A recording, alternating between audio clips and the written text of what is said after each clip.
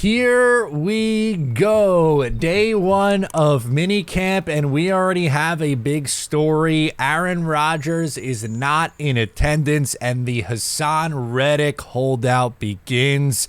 What else is new? It's day one of minicamp for the New York Jets, and we got storylines, baby. Not as big of a deal. The first one's not as big of a deal as it's going to be made out to be Aaron Rodgers. The Haason Reddick thing, where we'll talk about and break it down, as well as more quotes from Robert Saleh's presser. You know how most podcast sponsorships sound fake? Well, the Perfect Gene folks handed me this script to read word for word, including this sentence. They also gave me these jeans in real talk. I put them through hell and back, and they're absolutely flawless, stretchy, comfortable, durable, and just flat out amazing. But is that real, or is that part of the script? Hard to tell, isn't it? Nailing this whole fourth wall mind game thing. But in all seriousness, today's sponsor, The Perfect Gene, has uncrushed over 700,000 nuts. That's 2 nuts per dude. You do the math. These aren't just another pair of your stiff cardboard jeans, and they're definitely not your pancake butt sweatpants or joggers. The Perfect Gene makes great looking, perfect fitting jeans that are stretchy as a kangaroo's pouch and hug your assets. Get it? In all the right places. The special denim fabric is soft as a baby's bottom and built to last her pulling them down every single day. Whether you're a thick daddy, a short king, or anything in between, the Perfect Gene has you covered with 6 fits from skinny all the way up to thick, waist sizes from 26 to 50, and lengths from 26 to 38. They've got the perfect size for you.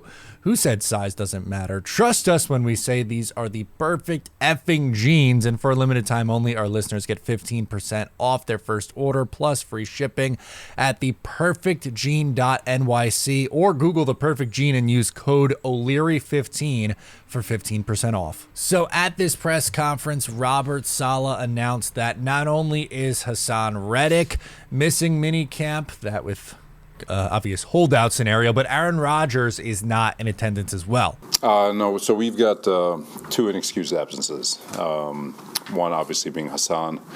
Spoke to him over the weekend. Appreciate the dialogue. He's in a really good place mentally, working his tail off like we already know, and but he's choosing to sit out this one inexcused. The second one is Aaron.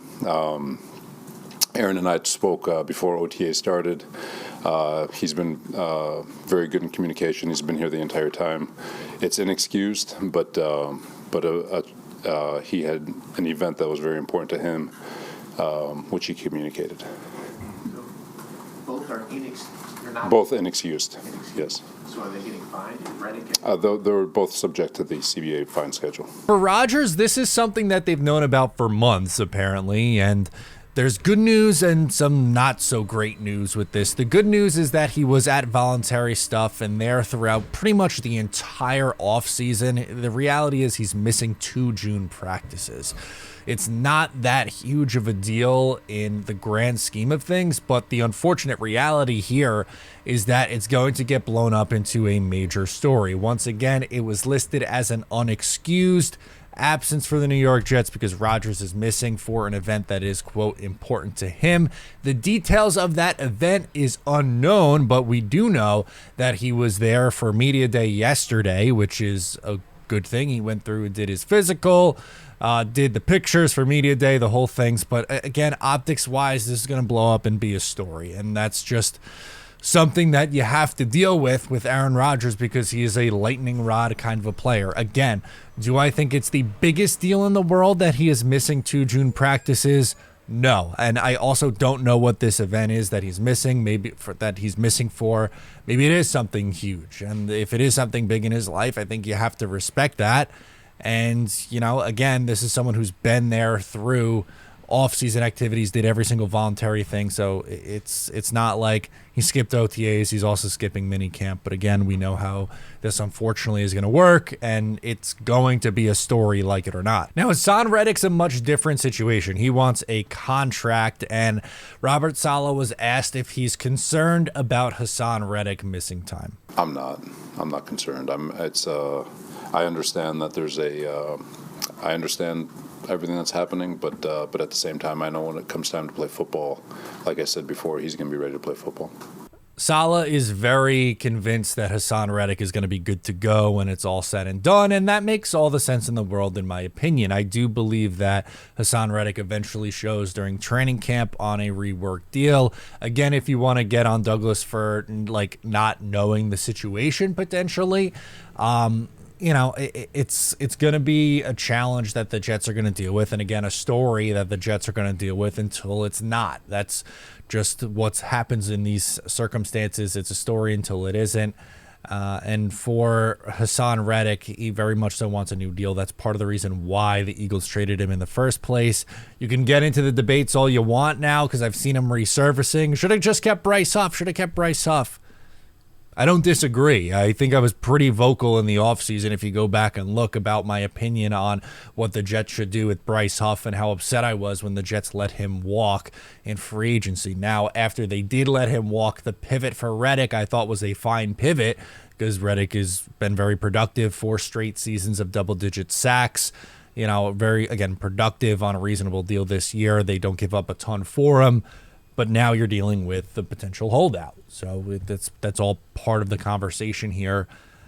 I think he's going to play. I don't think he's holding out and not going to play this year. He'll eventually show. It's just a matter of when. Now, he could close, and I think we should close with some good news.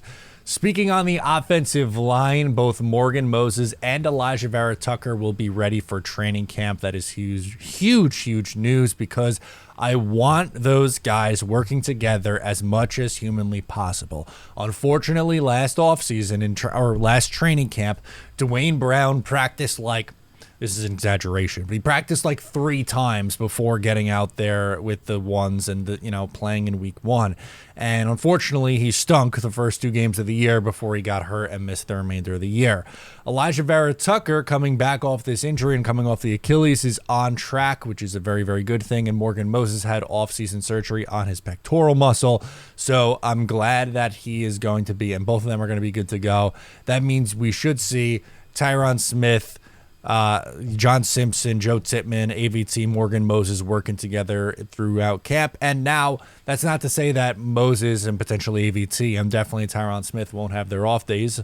I'm sure they will have scheduled in off days, but that's when you get to see Olu Fashanu, which is something that should be exciting for Jet fans, as I expect him to get on the field at some point this year. The last thing, don't expect to see Breece Hall, which is totally fine. You might think, like, how is that a positive? Well, because he's really freaking good, and they would just want to keep him fresh as they should. They did not utilize him very much at this point last year, and really it was like August when he began to ramp up. I believe it was mid-August last year when he was activated off the PUP list. Didn't play in the preseason. I don't expect to see Breece Hall in the preseason this year. That's fine. Keep as much tread on the tires as you can. Wait till September. The Jets have to play the San Francisco 49ers on Monday Night Football on September 9th. So moral of the story, like, keep him fresh until then. I don't necessarily have to see him in June in minicamp. And last but certainly not least, like, just hope everyone stays healthy the next 2 days. That is the very biggest thing. It's not going to be a 3-day minicamp. The Jets canceled minicamp last year. Instead, this year, that's just going to be a couple practices. Originally, I believe it was supposed to be 3 days, Tuesday through Thursday. It's going to be today. It's going to be tomorrow. And that's going to be it for the New York Jets. And that's going to be it for me in this video. Guys, make sure to subscribe if you're new. Like the video before you go. I'll catch you next time.